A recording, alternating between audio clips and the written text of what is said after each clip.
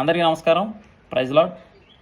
అసలు బైబిల్ అనేది ఒక కట్టు కదా, అదొక గ్రంథం. ఎవరికి ఇష్టం వచ్చినట్టు వాళ్ళు రాసుకున్నారు.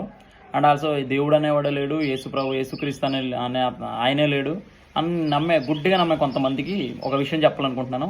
సో యూట్యూబ్లో ట్రీ ఆఫ్ ట్రూత్ అనే ఒక ఛానల్ ఉంది. సో ఆ ఛానల్లో వీడియోస్ ఉన్నాయి. ఆ వీడియోస్ ఒక్కసారి చూడండి. మీరు వీడియో మొత్తం చూడక్కర్లా, జస్ట్ ఒక 5 minutes చూస్తే మీకు ఒక క్లారిటీ వస్తుంది. ఎందుకంటే దేవుడు ఉన్నాడు అండ్ ఇలా జరిగింది, బైబిల్ అనేది ఉంది అని చెప్తే ఎంతమందికి నచ్చదు, వినరు. ఎందుకంటే వాళ్ళ విశ్వాసాలు వేరు, వాళ్ళ వ్యక్తిగత ఆలోచనలు వేరు. కానీ దీంట్లో ఈ ఛానల్లో వీడియోస్లో ఏం చెప్తారంటే బయలాజికల్గా అండ్ హిస్టరీ పరంగా అసలు ఏం జరిగింది, ఇది నిజంగా చరిత్రలో జరిగిందా లేదా అంటే ఒక విషయాన్ని 2 రకాలుగా మనం ఊహిస్తూ ఉంటాం. ఒకటి లా అంటే ఇలా ఇది జరిగింది అని నిర్ధారించేయడం. రెండోది ఏంటంటే థియరీ.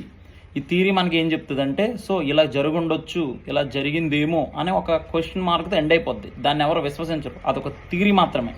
కానీ ఇక్కడ లా అనేది ఏంటంటే నిజంగా జరిగింది అనేది ప్రస్తావన జరిగిపోద్ది, ప్రూవ్ అయిపోయినట్టు అనమాట.